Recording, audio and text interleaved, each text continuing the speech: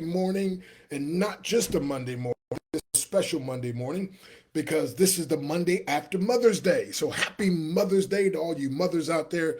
Happy Mother's Day to you grandmothers. Birthday. Happy Mother's Day to you bonus mothers, right? You bonus mothers.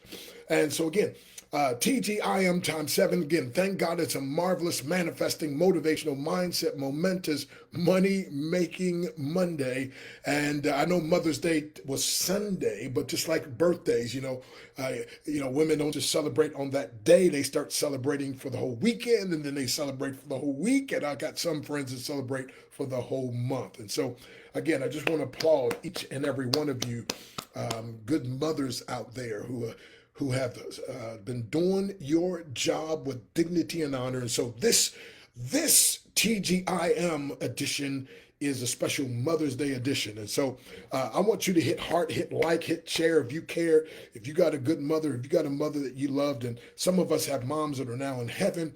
And so I want to honor my mother, and I think I'll honor your mother as I give you some lessons that I learned from my mom. And I'm going to talk about, again, on this Mother's Day edition of my TGIM times seven, some lessons that I learned from my incredible mom, which, by the way, as of today, I text my brother earlier this morning. This is my 23,180th day on God's wake up list. About 150,000 people don't wake up, they tell me, but you and I were one of those, and this is my 23,180th day. Also, the average person has about 20,000 breaths per day. See, again, part of this is just about being about awareness, right? And so I got my brother now starting to count and to help him to get over some things, right? And I said, bro, so, you can make the day amazing if, first of all, if you just start being grateful, having gratitude. Two words, great attitude. Put them together as gratitude, right? And so you can have a great day on purpose and by design. So as of today, it's my 463,260,000 approximate free breaths. By the way, when you come on, let me know where you're zooming in from. And also, my friend, if you missed this, hit hashtag replay. And if you want to be alerted when I go live, make sure you do that, my friend. So again, this Mother's Day edition, I'm going to talk about give you my acronym for mother and my some lessons I learned from my mom, and we'll go from there. So first of all, of course, you know my acronym for May, M-A-Y, make abundance yours. So this month of May, Mother's Day May, my acronym for May also is manifesting abundant yeses, right? In business, manifest abundant yeses. In other words, when I speak to people about business, I anticipate and I get yeses. I get abundant yeses. And why? Part of the reason is because I'm a yes man. I say yes to God. I say yes to life. Why? Yes. Y-E-S. You expect success. Yes. You expedite success. Yes. You embody success. And anyway, so I've got my May declaration. I'll probably close out with, but I want to delve into this thing about with mothers because I got an acronym for mother. And so if you want to write this down, this is good, my friend. So mother, most outstanding teacher heaven ever released. Ooh, most outstanding teacher heaven ever released. Man, I'm telling you, wow, wow, wow. And so I just want to give special honor to the good mothers out there, special honor. And, one of the things, my mom, she passed away at an early age, and I preached a message called She Had Done What She Could at her homegoing service. Again, about the woman that took Mary that took the alabaster box and broke it over Jesus' feet, and the disciples like, wait a minute, you could have sold this. This could have been given to the poor. And Jesus like, let her alone. Let her alone. She had done what she could, right? And so I want to talk about that just real briefly. For those of you mothers out there, and again, I know some of you, it's a little struggle. Maybe you didn't have a good mom, a decent mom, and this crazy world that which we live in. But I'm telling you, if there's two sides to a coin, by the way, I got a message called When It Becomes a Different Story. And sometimes you don't understand people until you walk a mile in their moccasins, and all the times until you start going through some experiences. And so I don't want to make any excuses for anybody or situation, but I'm just telling you, sometimes again, there's some things, and then sometimes we just have to have grace, right? And sometimes, I'm going to talk about some things I learned from my mom, and sometimes I tell people, kind of like the college I went to, there's some good things I learned, and there's some good things I learned I'll never do, right? So you just gotta. It's all about attitude, right? It's like Joseph said in Genesis 50 verse 20, I believe, is when all of a sudden now he's in charge, he's second in command, and his brothers come, and all of a sudden his brothers realize this is the one that we threw in the pit. This, oh my goodness, he's probably gonna get us back now. And he said, "You meant it for evil, but God meant it for good." See, Romans 8:28, you mix those two together. All things work together for good to those who love God, to those who are called according to his purpose. So every day I say everything good that can happen will happen, and it will happen at the best possible time, even though I may not recognize it at that time. And so, my friend, I'm telling you, it's 8:13 right now here, Central Standard Time. My phone just went off. And so that reminds me of a scripture, Matthew 8:13, as thou hast believed, so be it done unto thee. So don't be the kind of pessimistic person that finds a problem in every solution. Be more of an optimistic person, a positive person that finds a solution for every problem. So let's talk about again some things that I learned from my mother, and I'm sure you learned some from yours. And feel free in the comment section to put down a lesson or two that you learned from your mom. Number one, my mom taught me don't give up. Now, she didn't teach me with her lips. She taught me more with her life. And by the way, that's what's so powerful, my friend, when somebody's living something. I mean, saying something is okay, but the real power is when you live something. And mom never verbalizes to me, but I watched her life. I watched raising boys by herself and just day in and day out, and getting kicked out of this place because not having enough rent, and then kicked out of another place, and sometimes it seemed like we were moving like every other month or whenever the rent was due, right? But mom just didn't give up. So when you know you're doing the right thing, you just don't give up. You just keep on keeping on. So when things seem wrong, excuse me, when things seem hard as they sometimes will, and the road you're trudging seems all uphill, when the funds are low and the debts are high, and you want to smile but you have to sigh, if care is pressing you down a bit, rest if you must, but don't you quit. Life is strange with its twists and turns, as every one of us sometimes learns. Many a struggler turns about. When they might have won it, they stuck it out. Don't give up, though the pace seems slow. You may succeed with another blow. Success is failure turned inside out, the silver tint of the cloud of doubt. And you never can tell how close you are. Victory may be near, though it seems afar. So stick to the fight when your heart is hit. It's when things seem worse that you just mustn't quit. And my mama taught me, just don't quit. Don't, when you're doing the right thing. Now I got a whole how to quit your way to success. So I teach on some things that you need to quit, right? But when you're doing the right thing, then you say, okay, I'm not going to quit this. Number two, she taught me without saying anything, but she taught me don't hold grudges. I mean, dad left when I was 3, never came home, never sent mom a dime, but mom never badmouthed him. She didn't hold any grudges. She didn't dog out my dad, she just, and I'd ask her, well, whatever happened? Well, and she said, well, one of these days you get a chance to meet him and you can ask him that, right? But and guess what, my friend? I appreciated her. And when I got old enough, got 17, got a car, found out where and got to meet my dad and so forth. But what I'm saying is this, she not only does she not give up when she's doing the right thing, but guess what, my friend? She didn't hold grudges. And my mom was a kind of person, like, y'all could have a problem one day and the next day she sees you and is like, okay, everything's fine. It's a whole new slate, right?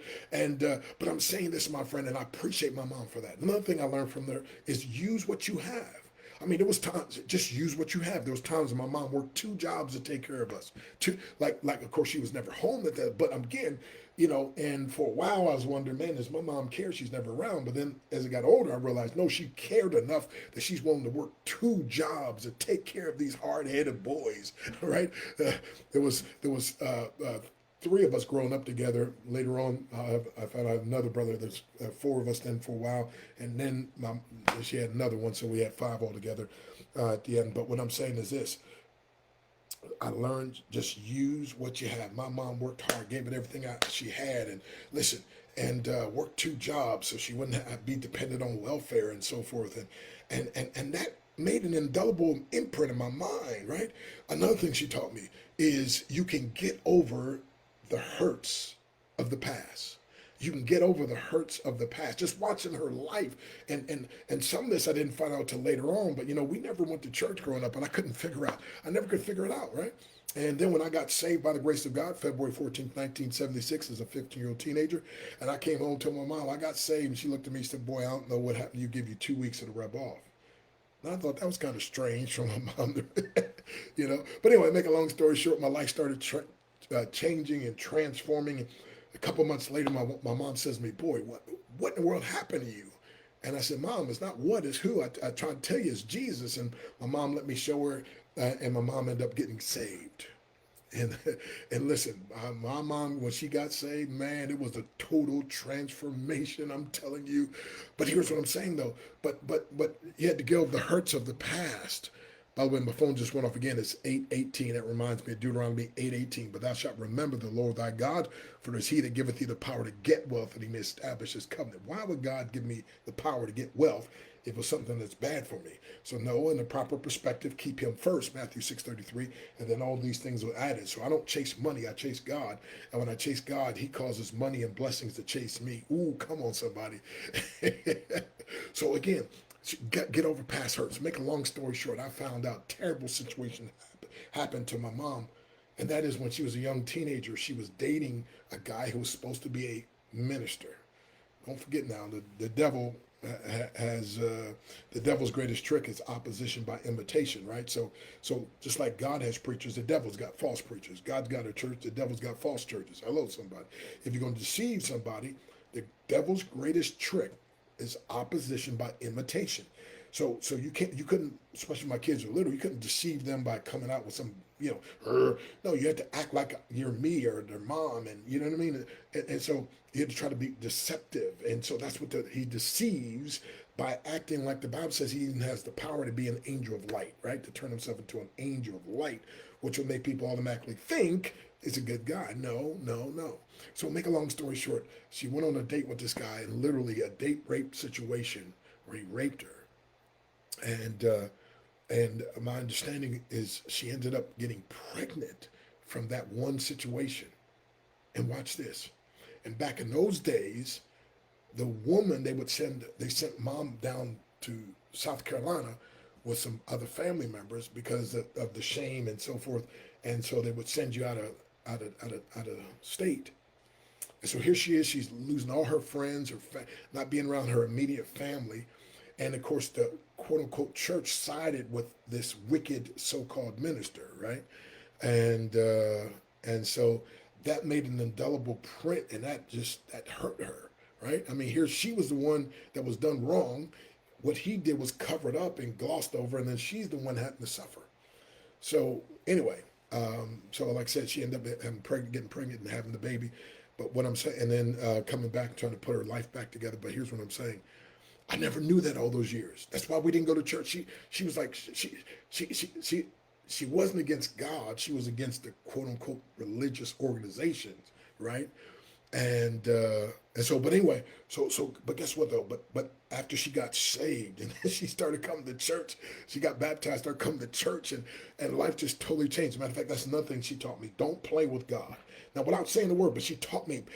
This is Mother's Day. This is what I learned from my mother. Mother's Day edition. She taught me don't play with God. When Mama got saved, she poured her alcohol down the drain, and she took her marijuana. That's right, and threw it down the drain. I seen it with my own eyes. Her cigarettes, threw it down the commode, right? Flushed the commode. And then she said to her boyfriend, "You getting out or we getting married?" like my older brother, by the way, was locked up out of the country at the time, and I'd been writing letters trying to witness to him, and he's like, "Man, you just don't know what I've done. God can never forgive me." I'm like, "No, you don't understand the power of the blood of Jesus. He can wash away any sin." And so, make a long story short, he gets to come home finally, and so my mom called me and said, I was away in Bible college. "Hey, come home real quick." And so I get there, and he's like, Stop. I got it. What's going on around here? He said, "Man," he's like, this is my mom, but this ain't my mom." He said, Everything's changed around here. What's going on?" Well, what had happened, I'd led all my brothers to Christ, other than him because he was away, right? And so now my mom, who was like real rough, tough, and now she's soft and dainty, and she's going to church, and she's loving and kind, and he's like, what in the world? This can't be my mom. I mean, it is, but it's not. And so I was able to share with my brother about Jesus. And he got on his knees and prayed and asked the Lord to save him and say, Lord, do for me what you did for my brothers. Do for me what you did for my mom, right?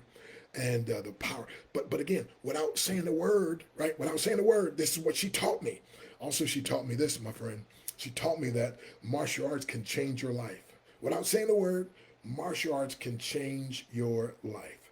So it was her that won a free month of karate lessons and I went with her. I was watching. They were kicking, chopping, screaming, hollering, and then she started paying her money every month. Free's good, but when you're serious, you're willing to pay a little something, right? And she kept getting better and better. And 1 month she got too good. You say, what's too good? Her and her boyfriend got in a fight. And again, this is the timeline is not this little off. It's different as opposed to the things I'm learning.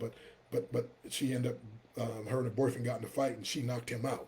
So again, this is before she got saved, right? But she knocked him out. When I saw my 5'1" mom knock out a 6'1" guy, I was like, man, I don't know what this karate stuff is, but I got to learn this stuff. But the martial arts changed her life. I saw that, and then that's the thing. I said, this is my ticket. I'm gonna get started in the martial arts. Now she took Shotokan karate. I ended up in what's called Ishinryu karate with Grandmaster Walter Dobson. But anyway, Ishinryu Golden Dragons Karate Club in Harrisburg, Pennsylvania. Okay, and then she taught me this: the power of positive words, especially with others. And that is going back again. I got kicked out of school. I was about to get kicked out of public school. Somehow, I don't know how she did it. Mom figured out and got the money or got something to get us into Catholic school. I get jumped by 2 guys, beat them up, and I get kicked out of school.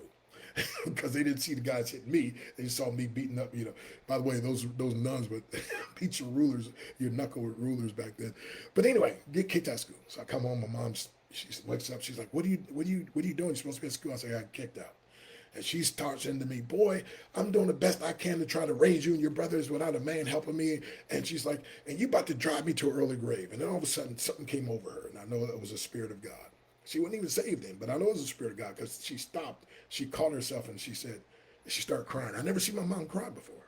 My mom was kind of rough. She grew up as kind of like a tomboyish, and she was rough. She had to be raising 4 boys, 3 and then 4 and then 5 boys, right? So she had to be tough. Now by the time the 5th one came around, her and her boyfriend had gotten married and so forth. And so anyway, but here's what I'm saying: she was rough,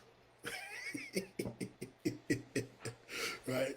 And so she stopped in her tracks. And she said, "But I know," she starts crying. Never seen a crowd before. She said, "But I know one day you're going to make me so proud of you." Wow. Man, it was like, I never seen my mom cry before. By the way, have you ever seen anybody cry over you? Thank God for you mothers out there. I heard a story of one mother that her boy was way out in the far country, like the prodigal son, and she would get in his room at night and she'd pray and cry over his shoes, obviously the ones that he didn't have on, right? And he would talk about how he would find like his shoes would be damp or moist and he couldn't figure it out. And later on he found out his mom was praying over his shoes and said, "Lord, you said that, how beautiful the feet of those who preach the gospel. My boy's been called to preach. I want you." He was a teenager. He's out there sowing his wild oats, and mama prayed him back. Have you ever seen anybody cry over you? I mean, love and concern for you. Anyway, make a long story short, I said I will never get in trouble again when she did that. Again, she's yelling and screaming, and she starts crying, says, "But I know one day you're going to make me so proud of you." And I said, man, I was like, I will never get in trouble another day in my life in school. And I didn't.